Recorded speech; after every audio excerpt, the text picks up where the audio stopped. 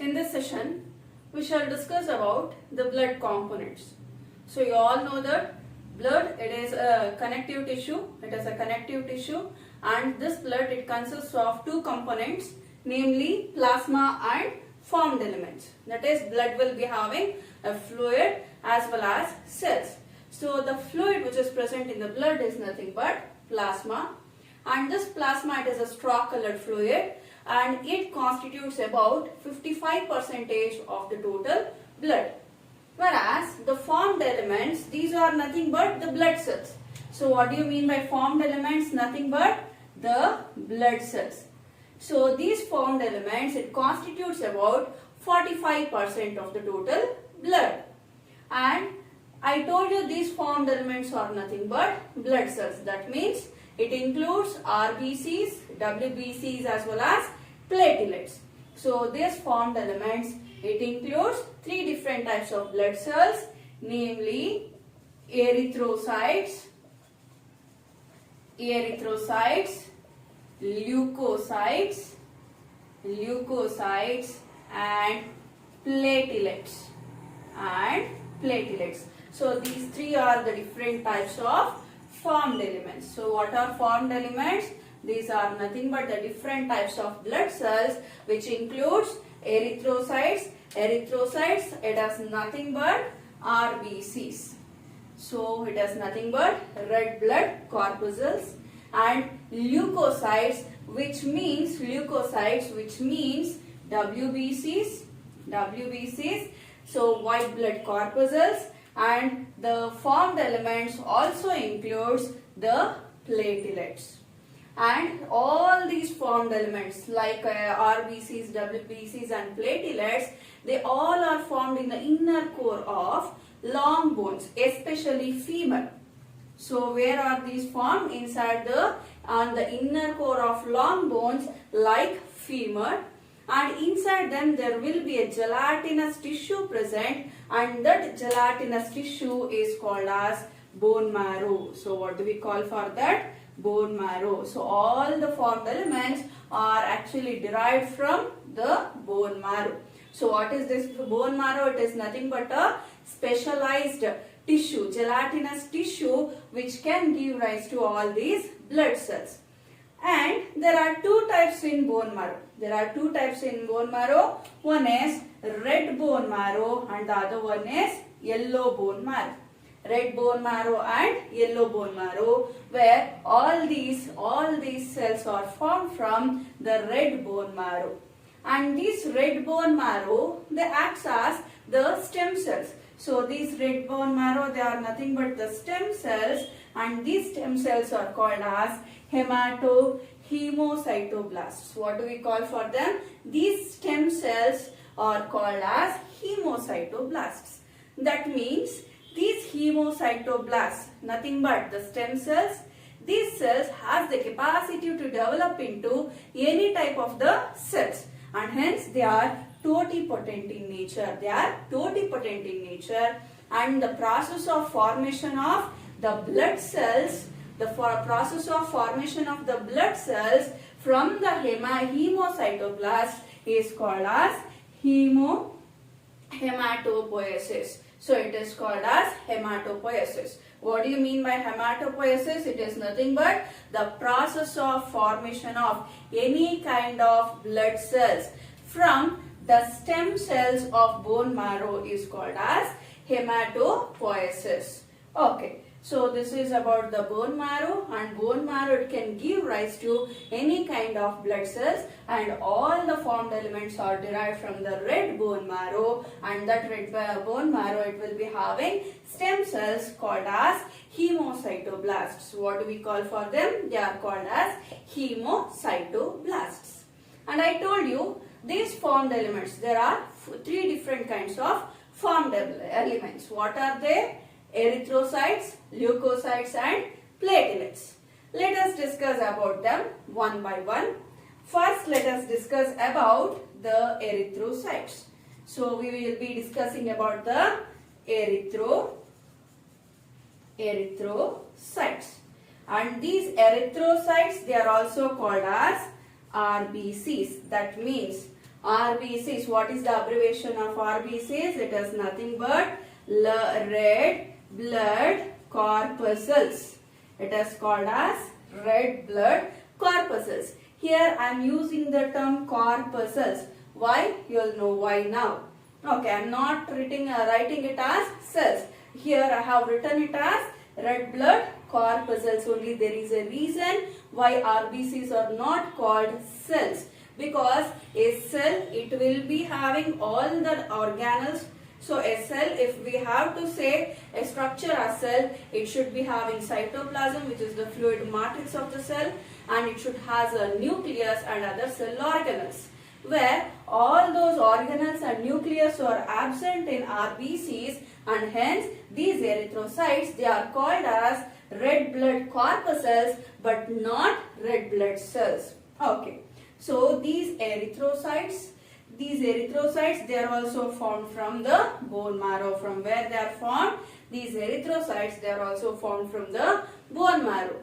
And these are small in size. So what is the size of these erythrocytes? They are small in size, and to look, they are spherical in outline. So if we look at the picture, here I have written the RBCs. So here I have written the RBCs.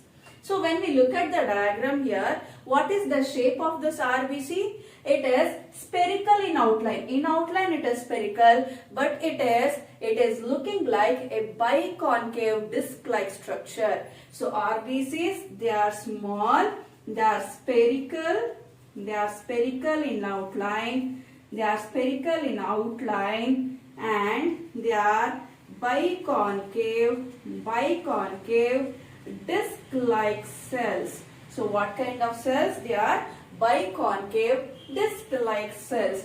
That means I told you, these RBCs, they do not have any nucleus or any organelles. So these RBCs, there is no nucleus, and no cell organelles are present. No cell organelles are present. So here this is the RBC.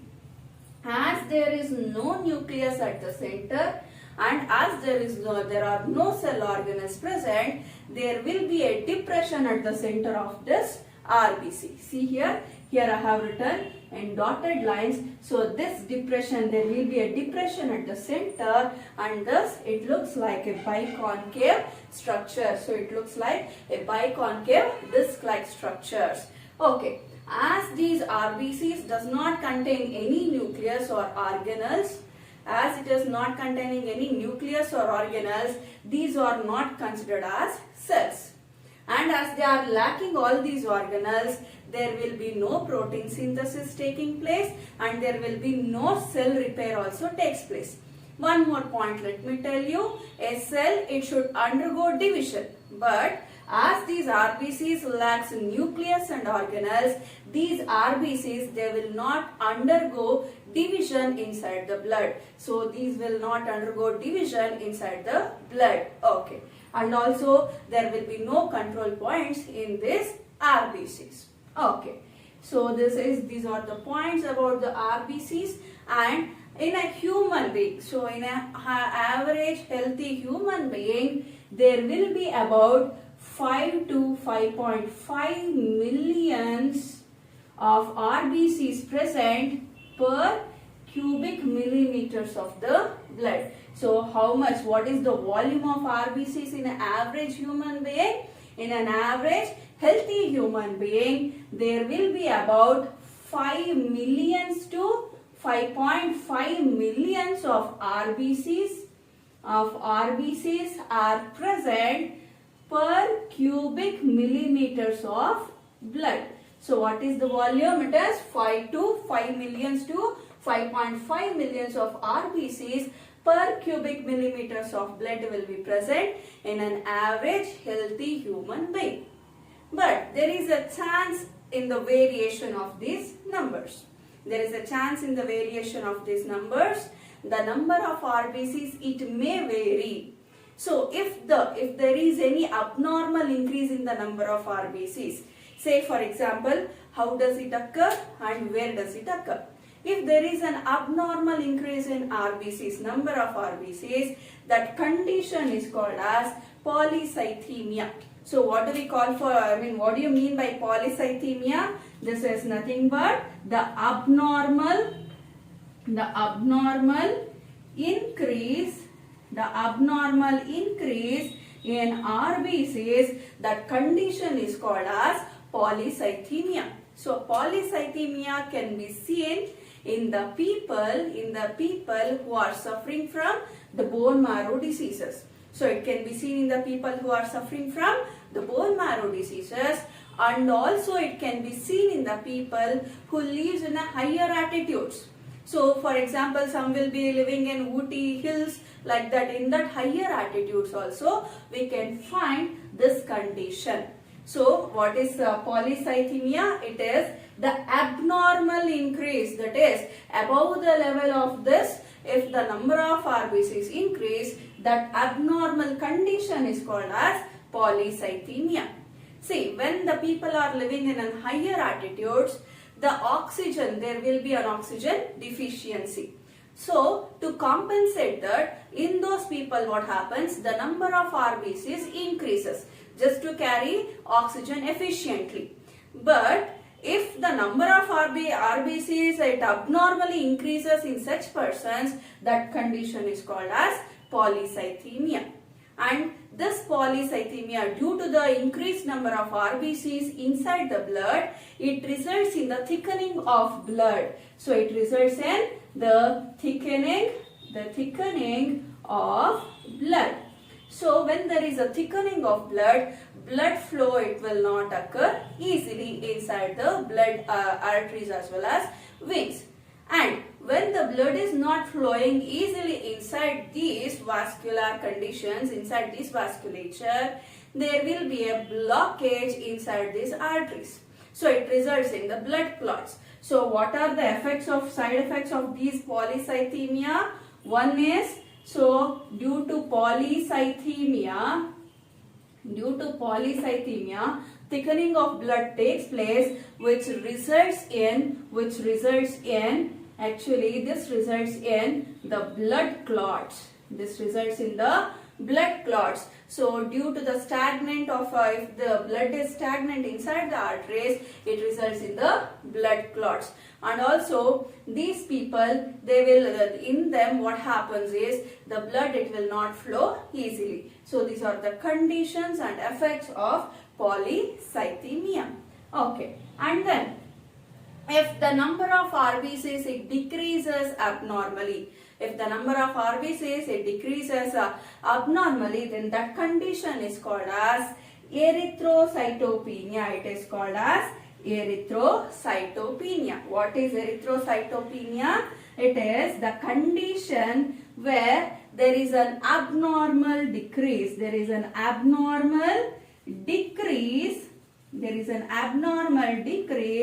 In RBCs. So all erythrocytopenia, it leads to anemia. So anemic condition, in the sense the number of RBCs it decreases. So deficiency of blood is called as anemia usually. So all erythrocytopenia leads to anemia, but not all the anemia is due to erythrocytopenia. What does it mean? Erythrocytopenia is the decrease in the number of RBCs. So when the number of RBCs decreases, it directly decreases the blood content or oxygen carrying capacity.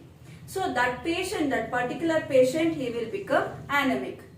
And anemia is a condition where it may occur due to the decrease in RBCs, or even it might be due to the decrease in hemoglobin. So anemia, it may be due to the decrease in RBCs, or it may be due to the decrease in hemoglobin. You have come across the term hemoglobin already.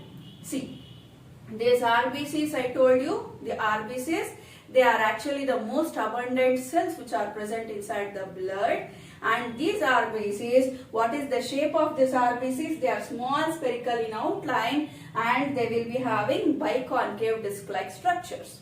And they will be having depression at the center as they lacks the nucleus and other cell organelles. And due to this shape, let me tell you one more thing. Due to this shape, these RBCs, they are more flexible, and thus they can even travel, they can even pass through the narrow arteries as well as veins. Okay, and in a normal average human being, about 5 million to 5.5 million of RBCs will be present per cubic millimeters of the blood. If there is an increase in the number of RBCs, that condition is called as polycythemia. And if there is an abnormal decrease of RBCs in that particular person, that condition is called as erythrocytopenia. Okay. And what is the color of RBCs? These RBCs, they are red in color. So they are called as red blood corpuscles. Why they are red in color? It is due to the presence of the respiratory pigment called as hemoglobin. So it is the respiratory pigment which is called as hemoglobin. And this hemoglobin, which is present in the RBCs, it has the capacity to carry the respiratory gases like oxygen and carbon dioxide. You people know that. So this hemoglobin, it is a respiratory pigment. It is a red colored pigment which gives red color to this RBCs. And this hemoglobin, it has the capacity to carry the respiratory gases like oxygen and carbon dioxide. Okay. So this is a globular protein, right? So this hemoglobin, it will be having the protein part as well as heme part. You all know that.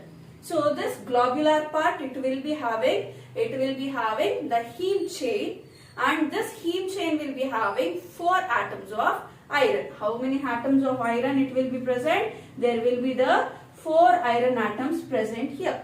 And these 4 iron atoms has the affinity towards oxygen. So they can bind to oxygen, forming oxyhemoglobin. So they can form oxyhemoglobin. And when the oxygen binds to hemoglobin, when does it take place? The binding of oxygen to hemoglobin takes place under high partial pressure of oxygen. You must be knowing that. So under high pressure of partial pressure of oxygen develops affinity towards hemoglobin, and thus binding takes place, which results in oxyhemoglobin. And this oxyhemoglobin, when the oxygen binds to hemoglobin, there will be a structural configuration. So that structural configuration changes, and it gives red color to that. So it gives which color to that? It gives the red color to that. And the hemoglobin, which is not bound to the oxygen. If oxygen is not bound to the hemoglobin, when the oxygen, it is not bound to the hemoglobin, that deoxyhemoglobin, what do we call for that? Deoxyhemoglobin. In that deoxyhemoglobin, structural configuration changes. And when the structural configuration changes, it gives a blue tinge. It gives a blue tinge to that structural component, and thus veins they appear blue in color. You got to know the reason why veins appear bluish in color. So veins appear bluish in color because when hemoglobin is not bound to the oxygen, due to the structural configuration changes, it gives blue tinge, and thus veins appear blue in color. Whereas arteries, they appear red in color because their hemoglobin is bound to oxygen, and due to the structural changes, configurational changes, it gives red color to that. Okay, so this is about the different points of RBCs. And one more thing, let me add up here. The lifespan of RBC, it is only 120 days. So what is the lifespan of RBCs? So lifespan of RBC, it is only 120 days. Why? Cannot they repair on its own? No, of course they cannot repair on its own because they lack the cell organelles and nucleus. And thus, when these RBCs, they becomes old, and when they are ruptured or damaged, again they cannot be again they cannot repair on its own. And such kind of old, damaged, and broken RBCs, these RBCs are captured by spleen. So old, damaged, broken RBCs are captured by an organ called as spleen inside our body. So when old, damaged, broken RBCs enter into the spleen, these will be broken down inside the spleen. So these old, damaged RBCs, they will be broken down into simpler forms inside the spleen by the process called as phagocytosis. So what process it is taking place? By the process called as phagocytosis, these old, damaged, broken RBCs will be broken down inside the spleen by the phagocytic cells. There will be phagocytic cells present and they will engulf these old, damaged, broken RBCs. And thus these spleen, the organ spleen and thus this organ spleen is called as graveyard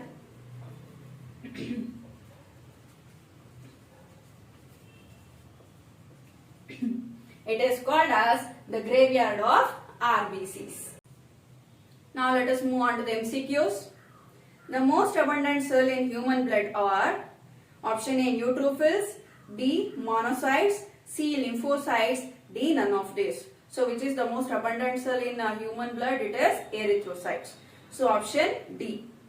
Number of erythrocytes in cubic millimeter of blood are A 4.5 to 5 million, B 5 to 5.5 million, C 5.5 to 6.5 million, D 3 million. So what is the number? It is 5 millions to 5.5 millions. So option B.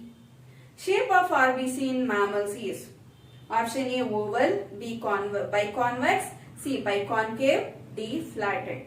So usually in higher mammals, RBC shape it is biconcave in nature. Whereas in llamas and camels,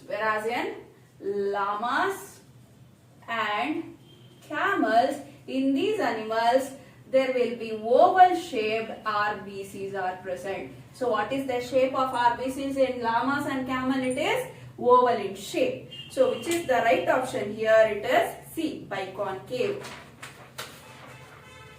The true statement about RBC is option A, RBCs have an average lifespan of 120. B, RBCs are destroyed in spleen, which is called as graveyard of RBCs. C, RBCs are devoid of nucleus in most of the mammals. D, all the above. So which is the correct statement? All the above is the right option, option D.